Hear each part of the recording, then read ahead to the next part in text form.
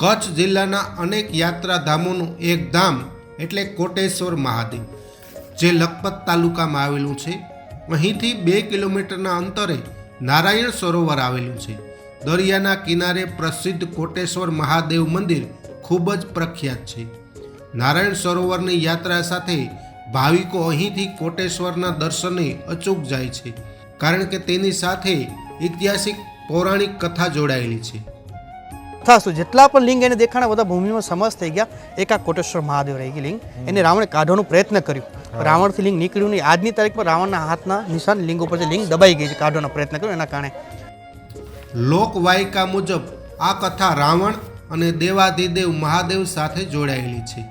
પૌરાણિક કથા પ્રમાણે શિવ ભક્ત રાવણ કૈલાસમાં ભોલેનાથને પ્રસન્ન કરવા તપ કર્યું હતું.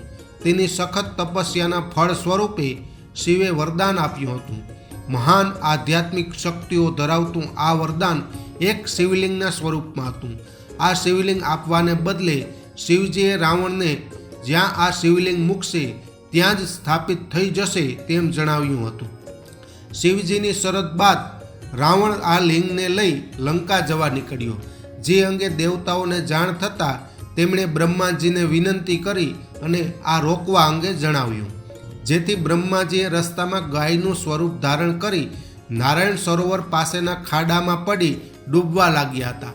રાવણ ગાય પ્રેમી હોવાથી તેણે એક હાથમાં શિવલિંગ લઈ એક હાથે ગાયને બચાવવાનો પ્રયત્ન કર્યો હતો. જો કે તેમ છતાં ગાય બહાર ન કાઢી શકતા રાવણે શિવલિંગ નીચે મૂકી ગાયને બહાર કાઢી હતી. ગાયને બહાર કાઢ્યા બાદ જોતાં રાવણે નીચે મૂકેલું લિંગ ત્યાં જ સ્થાપિત થઈ ગયું હતું, જેથી ત્યાં કોટી શિવલિંગો થઈ ગયા હોવાથી રાવણ પણ અસલી શિવલિંગને ઓળખી ન શક્યો. આખરે મૂળ શિવલિંગને ઓળખવામાં અસમર્થ રાવણે એક લિંગ ઉઠાવી લીધું અને ત્યાંથી ચાલવા માંડ્યો. મૂળ લિંગ ત્યાંનું ત્યાં જ રહી ગયું અને ત્યાં કોટેશ્વર મંદિર બન્યું. માહિતી અનુસાર આ મંદિરનો જીર્ણોદ્ધાર સુંદરજી સોદાગરે કરાવ્યો હતો અને જ્યાં ગાય ફસાઈ હતી તે જગ્યા બ્રહ્મકુંડ તરીકે ઓળખાય છે. અને બેકગ્રાઉન્ડની અંદર આપ જોઈ શકો છો કે આગળના પડાવની અંદર આમ તો નારાયણ સરોવર અને કોટેશ્વર મહાદેવ એકબીજા સાથે જોડાયેલી જગ્યા છે, પૌરાણિક જોડાયેલી જગ્યા છે. મારા બેકગ્રાઉન્ડમાં કોટેશ્વર મહાદેવ બિરાજમાન છે, મહાદેવનું સાનિધ્ય છે. નમો વાય ભૂતાય સાનમ ભયાનમ જટામાહી ગંગા જલદે બ્રહ્માનમ. આવી તમામ મિત્રો વાતો કરવી છે. કોટેશ્વર મહાદેવની પૌરાણિક તમામ મિત્રો આજે આ એપિસોડની અંદર મારે વાતો કરવી છે. અને તમામ વાતો કરવા માટે આજના તીરથ દર્શન કાર્યક્રમમાં મિત્રો ભરતભાઈ ગોસ્વામી અહીંના પૂજારી આપણી સાથે કાર્યક્રમમાં જોડાયેલા છે. ભરતભાઈ ખૂબ ખૂબ સ્વાગત છે. મહાદેવ આ લોકોની વચ્ચે મહાદેવના પટાંગણની અંદર શ્રદ્ધાળુઓ ભાવિકો છે આપણી સાથે, પણ એને કોઈ આપણે અવાજની ડિસ્ટર્બ નથી. સહજ ભાવે અનેક લાખો લોકો આ ઇતિહાસની માહિતીથી અવગત થાય ભરતભાઈ, એવા હેતુ સાથે આવ્યા છે. અહીં આવતા એમને ખ્યાલ હોય અહીં આપેલી પડશે માહિતી બાદ, પણ બેઝિક ભાવે અમુક શું હોય અહીં આવી ન શકતા એવી પરિસ્થિતિના પણ લોકો હોય. તમારી રીતે થોડીક અહીંના ઐતિહાસિક માહિતી રજૂ કરો. આજે કોટેશ્વર મહાદેવ છે એ લિંગની સ્થાપના ત્રેતાયુગમાં દશાનંદ રાવણે કરેલી. ત્રેતાયુગમાં જી, રાવણ કૈલાસ પર તપ કરતો હતો. શિવજી કે આટલું અઘોર તપસ્યા કરે તારી ઈચ્છા શું છે? તો શિવજીને કીધું કે મને અમર થવું છે. તો શિવજી કીધું કે જે આવ્યો છે એ જશે, કે ના મારે અમર થવું છે. તો શિવજીએ કીધું કે આ પોતાની શક્તિ ઉત્પન્ન કરી કોટેશ્વર મહાદેવ શિવલિંગ જે છે એ આપી રાવણને કીધું લઈને લંકામાં બિરાજમાન કરજે. યદી તું મને ક્યાં રાખીશ તો હું ત્યાં બિરાજમાન થઈ જઈશ. તો રાવણે કીધું કે હું જ્યારે પણ હું લઈ જાઉં છું ત્યારે દેવ મારા સાથે છડકપટ કરે છે. જ્યારે પહેલી વખત લઈને ગયો ત્યારે તમારા પુત્ર ગણેશે મારી સાથે છડકપટ કર્યું, જે બૈદ્યના ઝારખંડમાં બિરાજમાન છે. બીજી વખત પાછું લઈ ગયું તો ત્યારે મારા સાથે દેવોએ છડકપટ કર્યું, જે ગોકર્ણ કર્ણાટકમાં. પાછું ત્રીજી વખત હું લઈને જઈશ, દેવોને ખબર પડશે તો મારા સાથે છડકપટ કરશે માયા કરીને. તો શિવજીએ કીધું આકાશ માર્ગે જાજે, જમીન ઉપર રાખવાનો કોઈ પ્રશ્ન નહીં આવે. યદી જમીન ઉપર તું રાખીશ તો હું ત્યાં બિરાજમાન થઈ જઈશ. તો રાવણ વિચાર કર્યો આકાશ માર્ગે જવું છે કૈલાસથી લંકા, સિંધુ નદીનો કિનારો પકડીને, એટલે જમીન ઉપર રાખવાનો પ્રશ્ન નહીં આવે. પણ જ્યારે એ લંકા લઈ જવા માટે નીકળ્યો, દેવોને ખબર પડી કે રાવણ શિવજીને લંકા લઈ જશે. યદી લંકા લઈ જશે તો અમર થઈ જશે અને સૃષ્ટિમાં ખામી કરશે.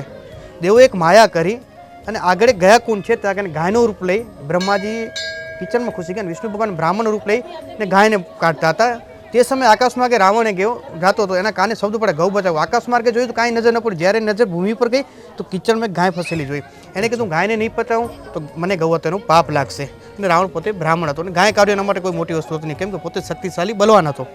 એને ખબર નથી કે દેવોની એક માયા હતી. સર્વભૂમિઓનું વજન ગાયની ઉપર રાખી દીધું અને રાવણ નીચે આવીને એકાદે ગાયને કાઢવાનો પ્રયત્ન કર્યો. ત્યારે વિષ્ણુ ભગવાન બ્રાહ્મણ ઉપર કીધું કે તું આટલો શક્તિશાળી બલવાન, તારાથી ગાય ન નીકળે.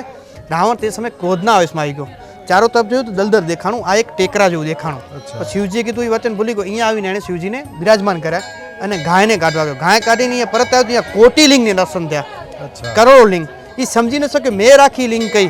પાછું ધ્યાન ધર્યું તો શિવજીને આકાશવાણી થઈ, હે બ્રહ્મદેવ, મેં તને કીધું જઈને લંકામાં બિરાજમાન કરી દે, જદી તું મને રાખીશ તો હું ત્યાં બિરાજમાન થઈ જઈશ. રાવણે કીધું મેં રાખ્યું લિંગ કયું? શિવજી કે તથાસ્તુ. જેટલા પણ લિંગ એને દેખાણા બધા ભૂમિમાં સમસ્ત થઈ ગયા. એકા કોટેશ્વર મહાદેવ રહી ગઈ લિંગ. એને રાવણે કાઢવાનો પ્રયત્ન કર્યો. રાવણથી લિંગ નીકળ્યું નહીં. આજની તારીખ પર રાવણના હાથના નિશાન લિંગ ઉપર લિંગ દબાઈ ગઈ છે. કાઢવાનો પ્રયત્ન કર્યો એના કારણે નાસીપાસી પ્રયત્ન કરે તેનાથી નીકળી નહીં. પછી નાસીપાસીની જતો રહ્યો લંકા. દેવો આવીને અહીંયા ઉત્સવ મનાવ્યું અને જે કોટિલિંગના દર્શન થયા એના ઉપર આમનું નામ કોટેશ્વર મહાદેવ પડ્યું. આ અહીંયાની પૌરાણિક વાત છે. ત્યારબાદ અનેક રાજાઓ આવેલા, એમણે કંઈ વિસ્તારપૂર્વક મોટું બાંધકામ કરેલું મંદિરનું. મંદિર આ 200 વર્ષ પહેલા અહીંયા ગુંદિયારી ગામ છે માનીની બાજુમાં, ત્યાં સુંદરજી સોદાગરે જીર્ણોદ્ધાર કરાવ્યું હતું મંદિરનું 200 વર્ષ પહેલા. બાકી નાનું હશે, નાનું જીર્ણોદ્ધાર કરાવ્યું મંદિર. પછી મંદિર બનાવ્યું. પછી એણે કીધું મેં આટલું ભવ્ય મંદિર બનાવ્યું પણ મારા પૂર્વજો માટે મેં શું કર્યું? એટલે બાજુની અંદર કલ્યાણેશ્વર મહાદેવની સ્થાપના કરી 200 વર્ષ પહેલા. જે બાજુમાં મંદિર છે ને કલ્યાણેશ્વર મહાદેવ, એને 200 વર્ષ થયા છે. બરાબર. અને અહીંનું ગુજરાત યાત્રા ધામોની અંદર આ મંદિરનો સમાવેશ થાય કે ગાદીપતિની પરંપરા કઈ રીતે છે? ગુરુ ચેલાની પરંપરા. ગુરુ શિષ્ય પરંપરા છે.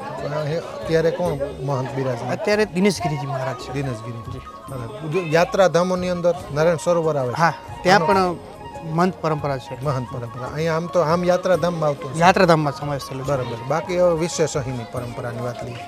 આમ તો પૌરાણિક પરંપરા હોય પણ આપણે સમજવા માટે કે જો કોઈ પણ મહાદેવ હોય તો અલગ અલગ હોય કે અહીં પણ સંતાન પ્રાપ્તિના પ્રશ્નો અને કામો ન થતા હોય. કોટી એટલે અનેક નામ જ અનેક છે, અનેક કામ થતા હશે મારા ખ્યાલથી. તો મુખ્ય માનતાઓ અહીંના વાર્ષિક કાર્યક્રમો, વાર્ષિક ઉત્સવો, યજ્ઞો, આ થોડી વાત કરો. અમારે અહીંયા શ્રાવણ મહિનાની અંદર યજ્ઞ અને પૂજાઓ ચાલુ હોય છે. બાકીનું મહાશિવરાત્રી દિવસે આપણે અહીંયા 4 પહોરની પૂજા કરવામાં આવે છે રાતે અને યજ્ઞો થાય અને અહીંયા મહાપ્રસાદ ચાલુ હોય મહાશિવરાત્રી દિવસે ફરાળ. પછી કાર્તક મહિનો આવે ત્યારે પણ અહીંયા અનેક યજ્ઞો થાય. બાકીનો મોટા દિવસો વાર તહેવાર હોય ત્યારે આવા પૂજાઓ યજ્ઞો ચાલુ જ રહેતા અહીંયા. બરાબર. યજ્ઞો તો ચાલુ જ. બાકી યાત્રિકો માટે ક્ષેત્ર છે, ગૌશાળા, એ નારાયણ સરોવરમાં. અચ્છા. અહીંયા કને તો મંદિર દર્શન છે ખાલી, બસ રહેવા માટે નારાયણ, કેમ કે બોર્ડર છે અહીંયા કને. બીએસએફ આર્મી અલાઉટ નથી કરતી. રાતે 8:30 વાગે મંદિર બંધ કરી પબ્લિકને અલાઉટ નથી. સવારના 6 વાગે મંદિર ખુલે એટલે આવી પબ્લિક. સવારે 6 થી ખુલે. આ દર્શક મિત્રોને યાદી કરે, સવારના 6 થી લઈ રાતના 8:30 વાગ્યા સુધી મંદિર ખુલ્લું હોય. 8 સુધી આવી શકાય, દર્શન કરી. ઓકે. 8:30 પછી બીએસએફ અલાઉટ નથી કરતી પબ્લિકને, એટલે નારાયણ સરોવર રહેવાનું. કેમ નારાયણ સરોવર બધી વ્યવસ્થા છે, રહેવાની, જમવાની, બધી પ્રસાદની વ્યવસ્થા છે. અહીંયા કને આખો દિવસ મંદિર ખુલ્લું હોય સવારના 6 થી રાતના 8:30 વાગ્યા સુધી. ભરતભાઈ, ખૂબ ખૂબ આભાર. મહાદેવ કોટેશ્વર મહાદેવના સાનિધ્યમાં મહાદેવની વાતો કરી. ખૂબ ખૂબ આભાર. ધન્યવાદ.